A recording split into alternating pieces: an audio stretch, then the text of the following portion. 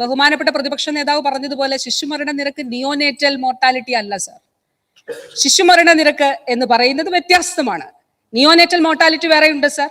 UDFന്റെ കാലത്ത് 2015-16 6 ഈ കാലഘട്ടത്തിൽ 3-നും 4-നും ഇടയിലേക്ക് അത് കുറയ്ക്കാൻ നമുക്ക് സാധിച്ചു സർ. ശിശുമരണ നിരക്ക് ചൈൽഡ് മോർട്ടാലിറ്റി എന്ന് പറയുമ്പോൾ സർ അതിൽ കേരളത്തെ സംബന്ധിച്ചിടത്തോളം എങ്ങനെയാണത് കുറയ്ക്കാൻ സാധിച്ചത്? അത് പൊതുജനാരോഗ്യ ഇന്റർവെൻഷനിലൂടെ സാധിച്ചു സർ.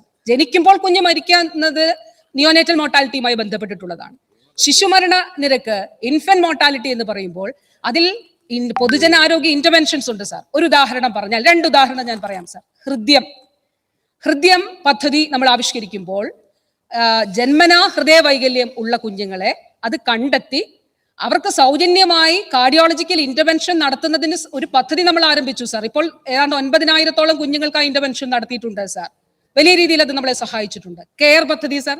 SMA ഉൾപ്പെടെയുള്ള അപൂർവ രോഗങ്ങൾ ബാധിച്ചു ഒരു വയൽ മരുന്നിന് 1.5 ലക്ഷത്തിന് മുകളിൽ ചിലവാകുന്ന ആ മരുന്ന് സൗജന്യമായി കൊടുക്കുന്ന പദ്ധതി രാജ്യത്ത് ആദ്യമായി ആരംഭിച്ച സംസ്ഥാനം കേരളമാണ് സാർ.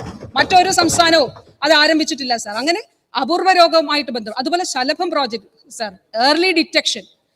എന്തെങ്കിലും തരത്തിലുള്ള പ്രശ്നങ്ങൾ ഉണ്ടെങ്കിൽ കുഞ്ഞുങ്ങളെ ആദ്യമേ തന്നെ കണ്ടുപിടിക്കുക. ഇനി ഒരു കാര്യം കൂടിയുണ്ട് സാർ. ഇതൊരു ഇൻഫർമേഷന്റെ ഭാഗം കൂടി ആയതുകൊണ്ട് അമ്മയുടെ ഗർഭാവസ്ഥയിൽ കുഞ്ഞിന് എന്തെങ്കിലും വൈകല്യം ഉണ്ടോ എന്ന് കണ്ടുപിടിക്കുന്നതിന് വേണ്ടിയിട്ടുള്ള ജനറ്റിക് പരിശോധന സ്വകാര്യ മേഖലയിൽ വലിയ ചെലവേറിയതാണ് സാർ. അത് സർക്കാർ മേഖലയിൽ നല്ല കൃത്യമായി അത് നടപ്പിലാക്കി കൊടുക്കുന്നതിനുള്ള സൗകര്യം നമ്മൾ ആരംഭിച്ചു.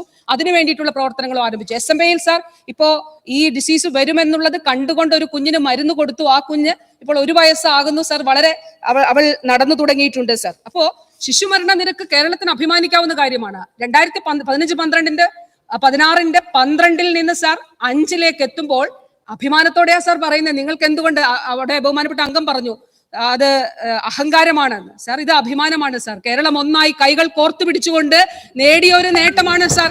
അമേരിക്കൻ ഐക്യനാടുകളുടെ പൊതുജനാരോഗ്യ സംവിധാനത്തെക്കാൾ ശിശുമരണ നിരക്കിനേക്കാൾ അത് 5.6 ആണെങ്കിൽ കേരളത്തിൻ്റെത് 5 ആണ് എന്നുള്ളത് ഓരോ കേരളീയനും അഭിമാനിക്കാവുന്ന കാര്യമാണ് സാർ. ഒരു സ്പാനിഷ് ലേഡിയുടെ ഒരു വ്ളോഗറുടെ അവർ ഇൻസ്റ്റയിൽ പോസ്റ്റ് ചെയ്തത് കണ്ടിരുന്നല്ലോ സാർ. നമ്മളെല്ലാവരും കണ്ടിരുന്നു. അവരെന്താണ് പറഞ്ഞത്? ആലപ്പുഴ ജില്ലാ ആശുപത്രിയിൽ പോയ അനുഭവമാണ് പങ്കുവച്ചത്. ICU ഇല്ലെന്ന് പറഞ്ഞ, ഒരു സൗകര്യങ്ങളും ഇല്ലെന്ന് പറഞ്ഞ ഒരു ജില്ലാ ആശുപത്രിയിൽ ഒരു സ്പാനിഷ് ലേഡി പോയിട്ട് പറയുകയാണ് അവർ അത്ഭുതപ്പെട്ടു. അവരുടെ നാട്ടിൽ എത്രയോ മണിക്കൂറുകൾ 8 മാസം കാത്തിരിക്കേണ്ടി വരുന്ന ഒരു കൺസൾട്ടേഷന് 10 മിനിറ്റ് കൊണ്ട് കേരളത്തിൽ സാധ്യമായി എന്ന് പറഞ്ഞത് ഒരു സ്പാനിഷ് ലേഡിയാണ് സാർ. സാർ ഇത് അവരുടെ സാക്ഷ്യങ്ങളല്ലേ സാർ.